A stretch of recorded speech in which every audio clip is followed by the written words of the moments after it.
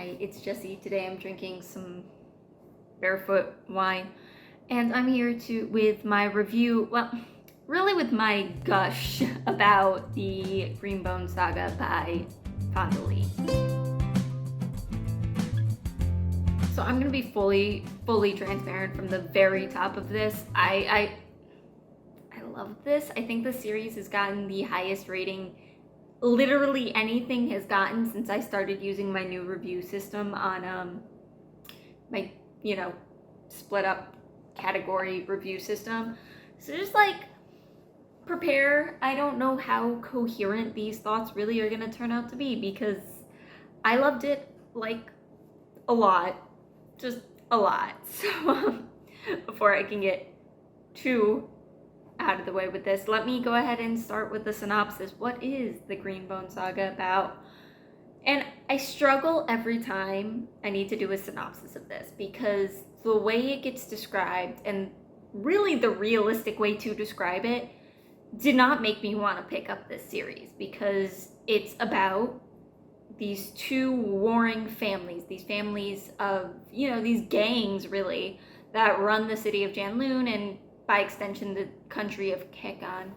I've never said that out loud. And they are basically organized crime, and they're trying to control this substance called jade, which when you wear it, it gives you enhanced abilities. So it's like a drug, though, it's addictive and things like that. Nothing about that sounds appealing to me. I don't care about organized crime. I don't care about magical drugs. But what it's really about is the Call family, who lead one of these two family crime syndicates, and the really complex relationships between everybody in the family and the way they are just really trying their best and failing a lot and hurting me.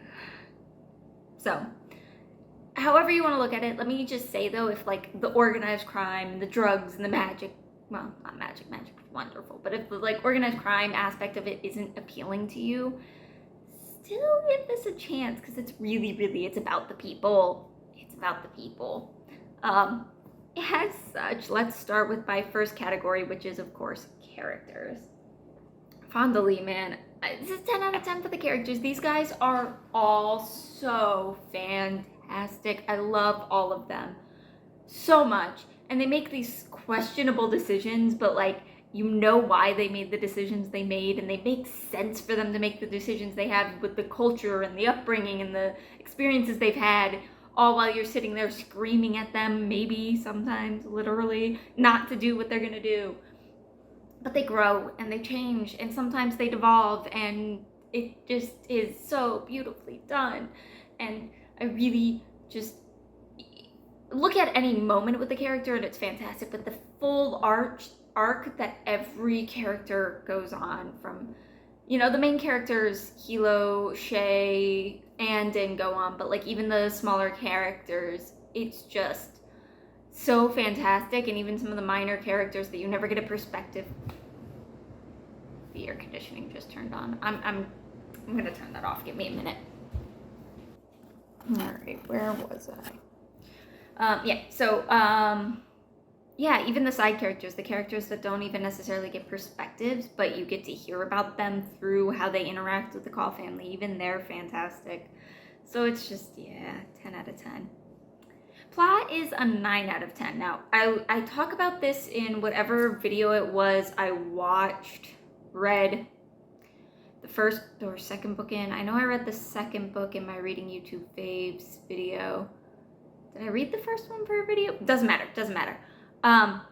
One of the things that's a big problem for me in the first book, less of a problem in the second book, barely a problem in the third book, is that the plot kind of follows this up and down structure where not a lot happens for a while. It's a lot of day-to-day life. It's very Farseer trilogy-esque, and that there's not a lot going on for a while, and then suddenly there'll be a big spike, a big ramp up to something big happening. It'll either be a lot of action or it might be just this like tense building of tension, and then you get to the top and there's this big climactic moment, but it's not anywhere near the end of the book. It's somewhere in the middle, and you're distraught, and then you have a moment of falling action, and then it's boring again for a while.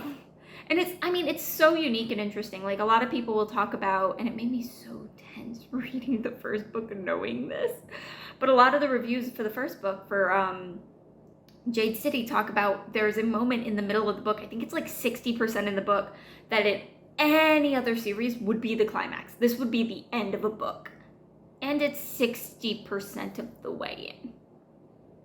And let me tell you, I was so tense reading the book, being like, what is this moment gonna be? Is it this? Is it gonna be this? Is it gonna be stressful? So that's the reason it's a 9 out of a 10. I mean, the plot is fantastic, and I do think that's intentional. It's just, for me, those slow moments really made it drag. I think I mentioned this, that like the first book, when I got it, I got the ebook whole like loan on my phone. The loan ended up lapsing before I finished it because I got like 40% in, and I was reading it so slowly. And so I got like 40% in like a week, and the loan returned, and I was like, I don't know, maybe I'll just let it be. But then somebody's like, nah, you should finish. And so like I put it back on hold, and like a week later, 2 weeks later, it came in again, and I got to finish it, and like I finished the rest of it in like give me a minute. Sorry, that was the dinner alarm for dinner in the oven, and that'll be going off again in like 5 minutes, so maybe we can finish this video before then. So anyway, I finished the like last 60% in like 4 days because it was like that good. But it's just like those slow moments really do drag for me, especially in that first book. So, you know, plot 9 out of 10. I mean, it's still fantastic, and the overarching plot is amazing, and it does a lot. Setting is a 10 out of 10. So you know how some books, you read a fantasy book and you're like, this is just England but fantasy, this is just Europe but fantasy, this is just Japan but fantasy. You've read those. We've all read those.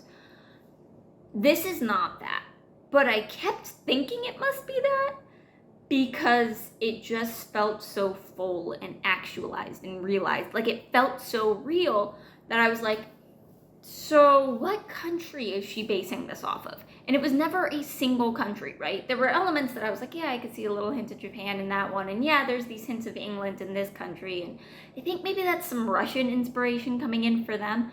But it was never just Russia, England, and Japan, you know? It was never just, here's China, by the way. No, it was always this like very complex mix. But I kept expecting it to be something because it was just so full. And like, obviously the main country of Kekon is built like really strongly. Like, it's amazing. But even like other countries, ones I never expected we would spend that much time in, even those get developed, and it's so interesting to see the cultures they have. And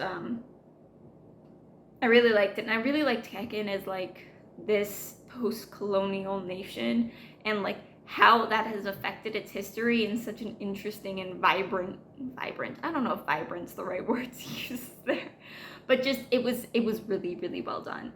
Obviously, if it's not obvious, my general opinion, the way I feel about it is a 10 out of 10. This was fantastic. I loved it. It's so good. It doesn't help that I did this. I gave myself like a day, maybe 2 after finishing Jade Legacy before I started plugging my numbers in and trying to figure out how I felt about the full series, but definitely helped that I was coming off of the high of Jade Legacy when I did this. Writing is also a 10 out of 10. I should have come prepared with some quotes from the series to use, but Fonda's got some gorgeous prose sometimes. But she also is very good at conveying things simply when it's necessary.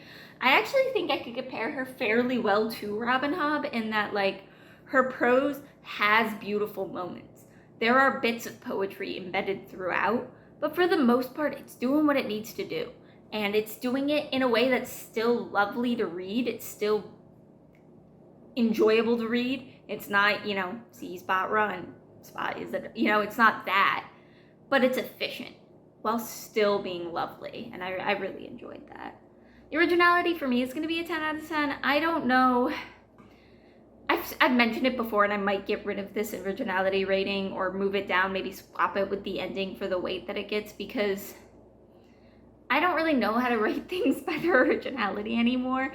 Are you more original because you're doing something I've never seen before, but it's probably something that's been done before, I'm just not familiar with it? Or if you do something I've seen before, but you've done it better, or you've done it in a different way, or this is a tangent?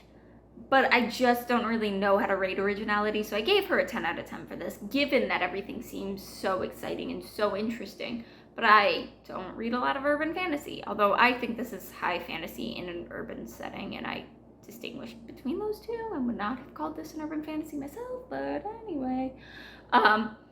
Given that I've never read something with like crime, organized crime, and magic. I've never really read anything with magic as a drug. Well, I've read magic as a drug a lot. That's pretty common, but like the way Jade specifically is, like, these are things I've never seen before. Does that mean they're new? Probably not.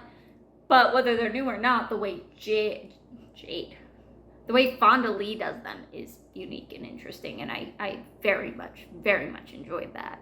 I have no idea what my phone just did, so if the angle is different, I'm sorry.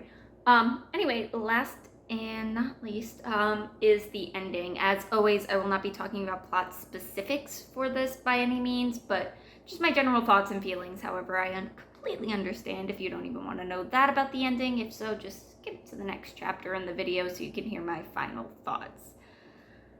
The ending. Okay, the ending got the lowest rating for me out of all of these categories. It got an 8 out of 10. And I don't really know how to talk about it coherently. I think Miss Lee did the best she possibly could have done. That said, I don't think there was any way any ending to the series was going to get a 10 out of 10. The way everything is built up in the series, there's no real way to conclude it that's going to make perfect sense. I think this is the best it could have been, but like, it's just never going to be the ending was never going to be satisfying. That's what I'll say. It could have gone one way and it would have felt like a more conclusive ending, but it wouldn't have felt right. It could have gone a different way and it would have felt happier, but wouldn't have felt right. It could, it went the path it went, which is very open and weird and doesn't really feel like an end by any means, but also it makes sense. That's really all I can say about it. Like, the end was weird. It was weird, but it made sense for the book. And now I'm having feelings about it again. The book made me cry.